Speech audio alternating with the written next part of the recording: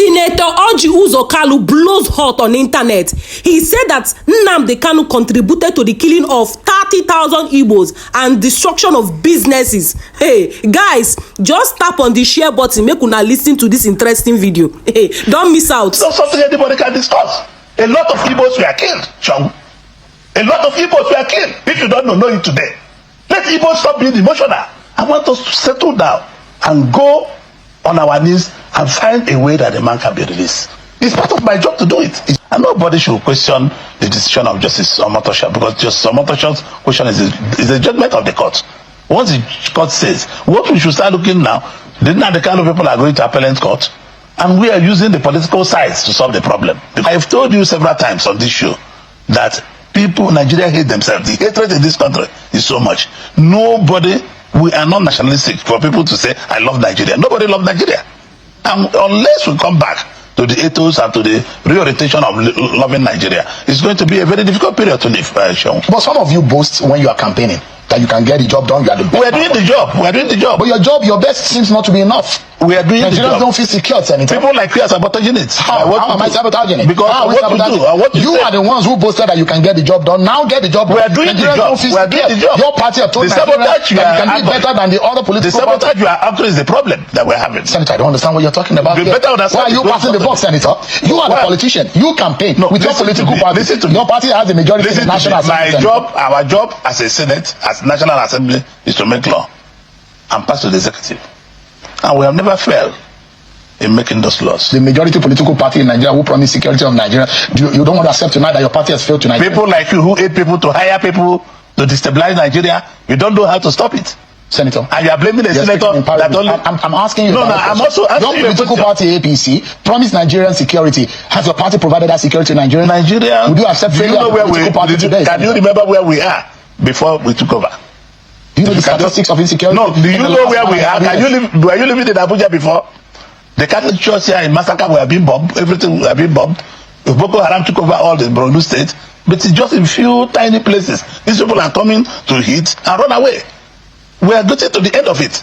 Before, they took a whole village, a whole town. But now they are just doing a sniper job. They come, shoot, and run away. They cannot stay here any longer.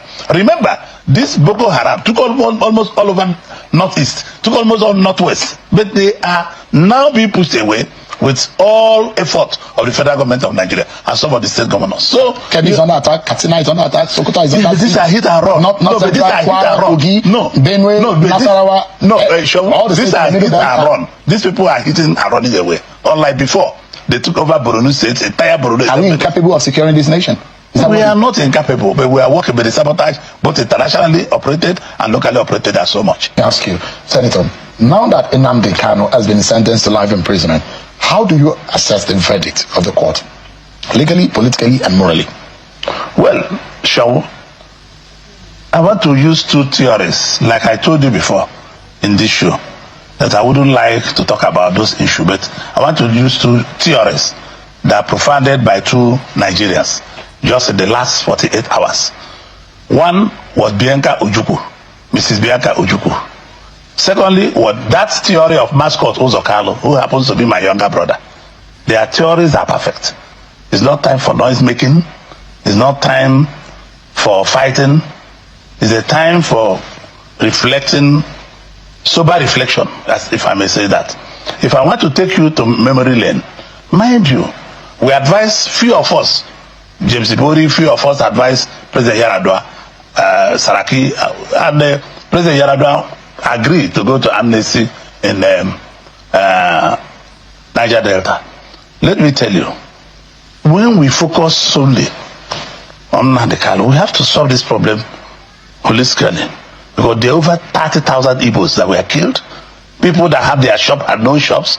People lost their businesses. I used to sell my products in manufactured products, I own manufactured products in Abia, in Aba.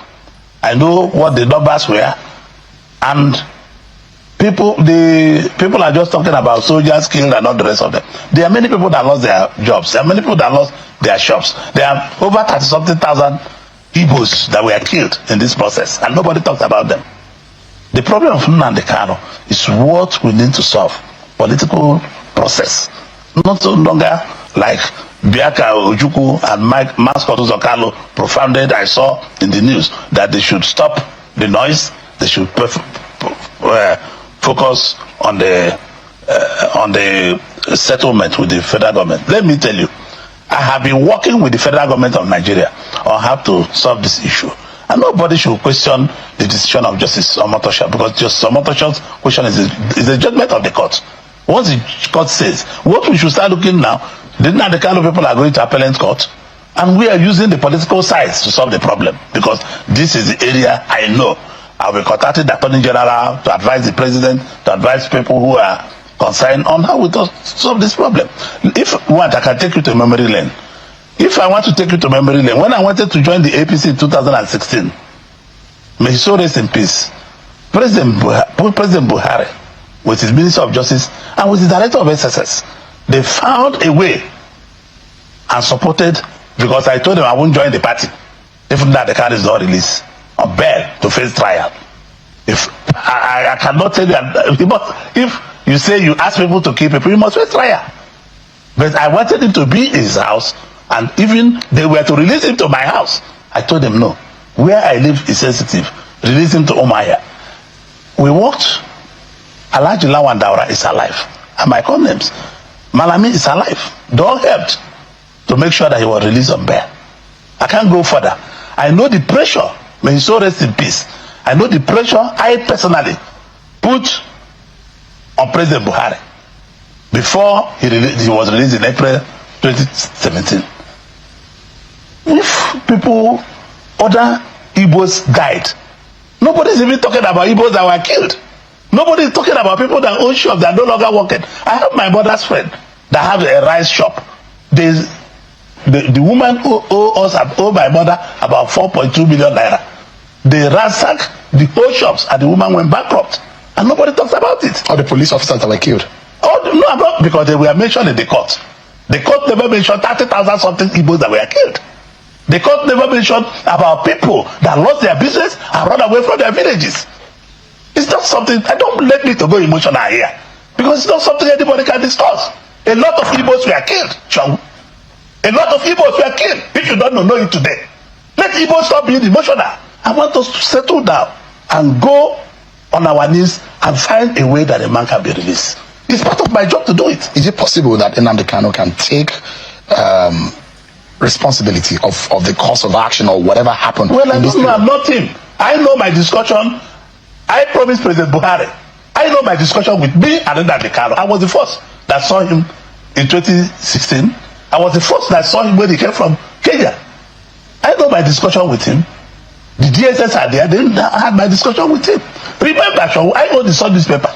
On 4 occasions, President Buhari wanted to prescribe Sun newspaper, that the only newspaper that are supporting Nnamdi Kanu. And the other is not owned by Igbos. But I told the journalists that work in Sun newspaper that Sun is a public trust. Write what you see. Because the federal government then wanted Sun to stop putting Nnamdi Kanu on the front page of the paper. I'm not for against anybody. I'm for true free press for anybody. The press must be free. Without Louis Audio is your colleague. When he left at the Sun editor for 5 years, he wrote at the back of the Nation, when he went to be editor of one of the title of the Nation newspaper, that Orji is the best publisher I have seen. I never asked him to subtract. If you ask Femi Adesina, he will tell you the same thing. If you ask Eric Osage, Tony Oyeba, all the people, may so recipes, they will tell you. I have never interfered on the newspaper. Give me a moment.